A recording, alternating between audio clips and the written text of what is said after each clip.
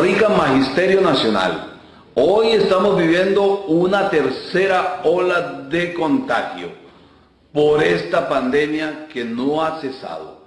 El Sindicato de Trabajadoras y Trabajadores de la Educación Costarricense, antes de iniciar el curso lectivo, lo vino diciendo al gobierno, al Ministerio de Educación: denle todas las condiciones, toda la seguridad a todos los trabajadores y trabajadoras de la educación para que así no tuviéramos problemas de contagio.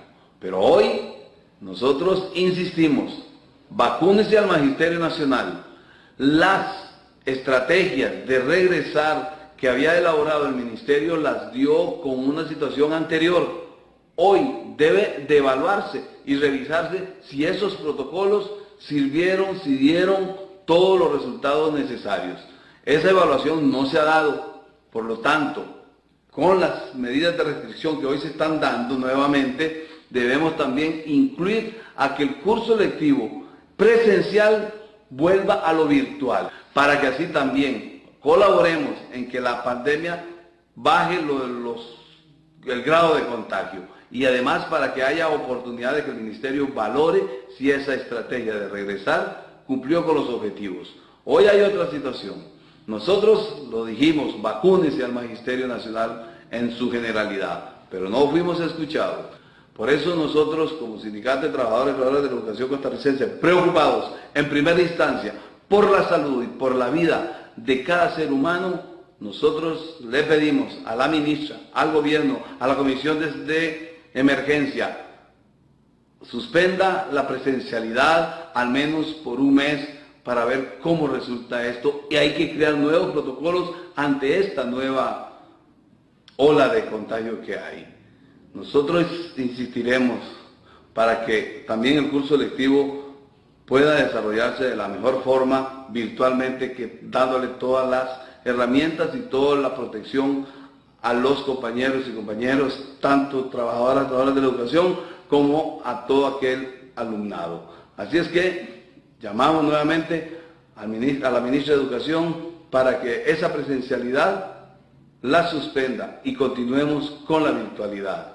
Muy buenas tardes, gracias por la sintonía. Soy Carlos Fernández para presentarles el programa Charlemos y nuestro programa hermano, el SEC Junto al Pueblo, que es la voz oficial del Sindicato de Trabajadoras y Trabajadores de la Educación Costarricense. Vamos a tener el enorme placer de conversar con la defensora de los habitantes, Catalina Crespo. Muy amable por su tiempo, señora educadora, así que, y defensora, doble función, así que la están viendo muchos miles de educadores y educadoras y trabajadores de la educación costarricense. Bueno, el SEC Junto al Pueblo ha estado en esta lucha porque prácticamente coincide la posición de la Defensoría con la del SEC. Una educación virtual puede salvaguardar la salud de los niños y niñas, adolescentes, así como del personal docente y administrativo. A ver si nos fundamenta un poco esta aseveración que usted ha hecho a la prensa, y vamos un poco a adentrarnos al tema de la presencialidad.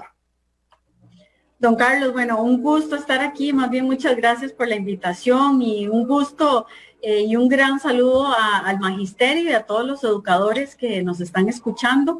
Para mí el trabajo más importante, tal vez lo digo como educadora, para mí el trabajo más importante que se hace en cualquier país del mundo son los maestros y maestras del país, porque son los que van criando y además enseñando a las generaciones que van a moldear un país. Así que mi gratitud a los y las maestras que han estado, ¿verdad? El año pasado aprendiendo muchos a ver cómo se hace la parte virtual y ahora que están en la presencialidad. Así que un gran saludo a todos. Bueno, el tema de la presencialidad y la virtualidad fue una decisión basada en temas técnicos. Déjenme contarles que, digamos, los estudios internacionales, tanto de entes, ¿verdad?, reconocidos, lo que dicen es que la educación en sí, la educación presencial en sí, no va a a ser los números de COVID, digamos, más altos.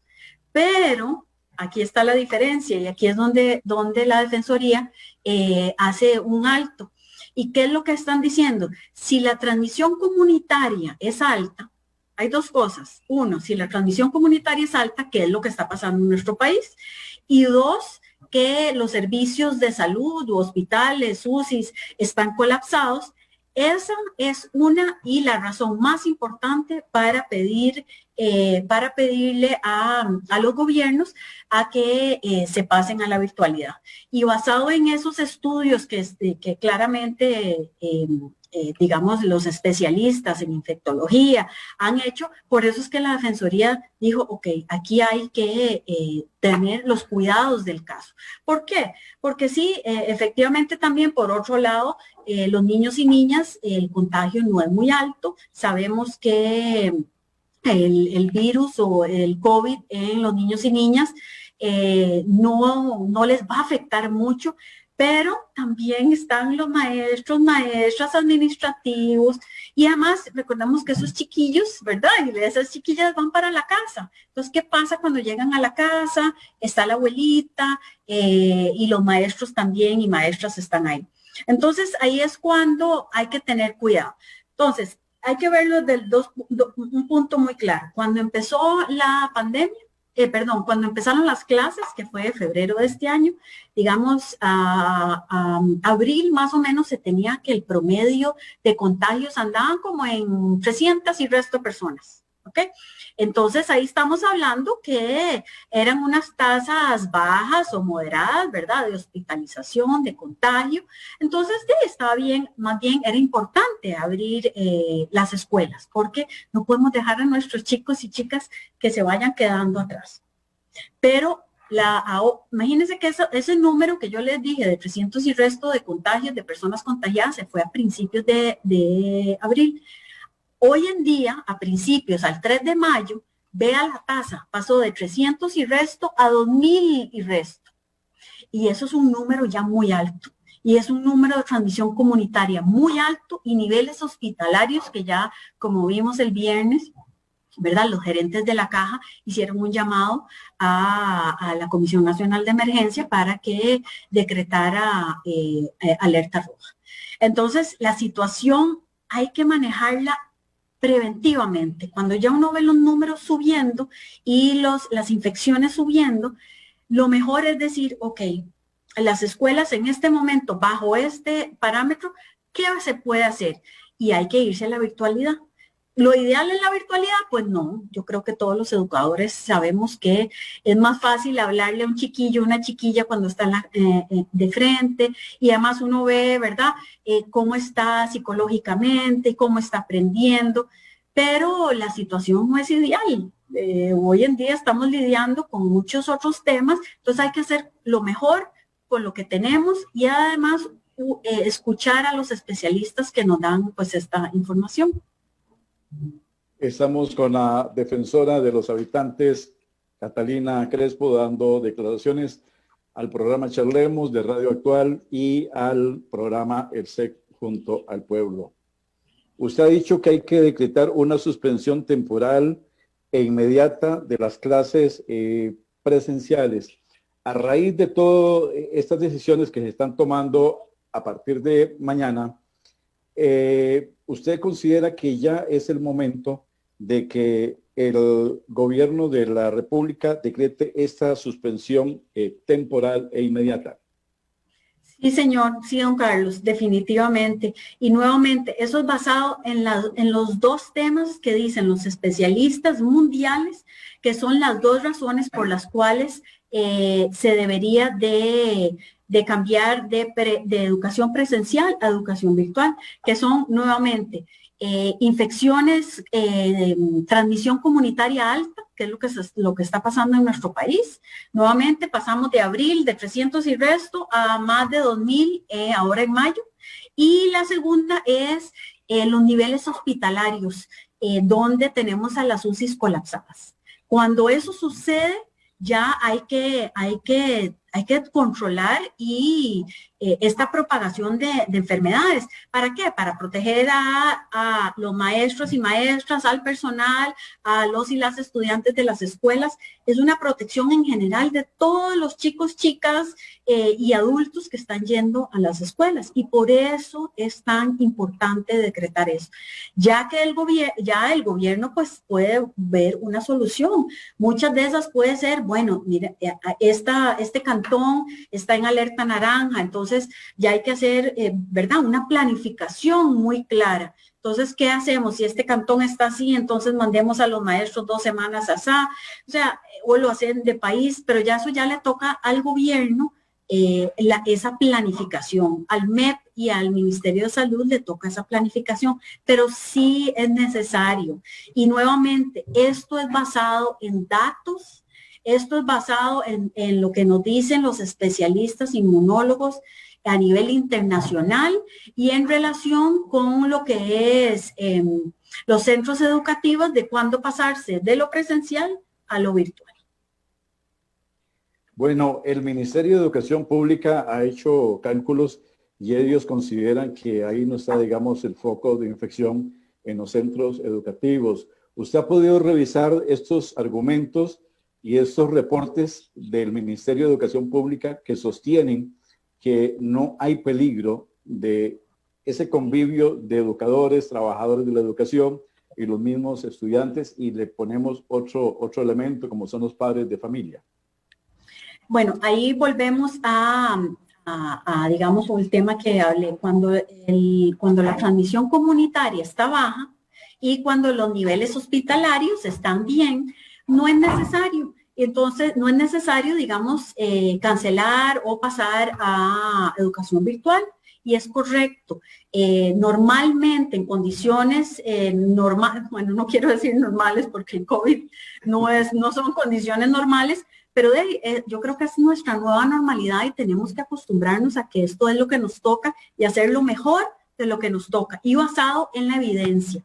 Entonces, lo que nos está diciendo la evidencia, lo que nos están diciendo los estudios internacionales es, si la transmisión comunitaria es alta, es más probable que los estudiantes y el personal asistan a la escuela mientras estén con la infección, y el COVID puede propagarse más fácilmente en las escuelas. Ese es lo que está pasando. Pero nuevamente, si la transmisión comunitaria es baja y los hospitales no están llenos, entonces ahí sí, definitivamente las escuelas tendrían que abrir. Pero también aquí lo más importante, que creo que no lo hemos hablado, Carlos, es el tema de la vacunación. Hay que vacunar. O sea, vamos muy lentos. La Defensoría hizo un llamado en Semana Santa donde estuvimos inspeccionando miércoles, jueves, viernes santo, y no se estaba vacunando en todo el país. En este momento deberíamos de estar vacunando 24/7, sábado, domingo, feriados, y no se está haciendo.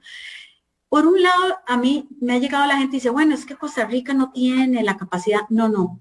Costa Rica está en los países, digamos, en el top de los países con el mejor sistema de vacunación.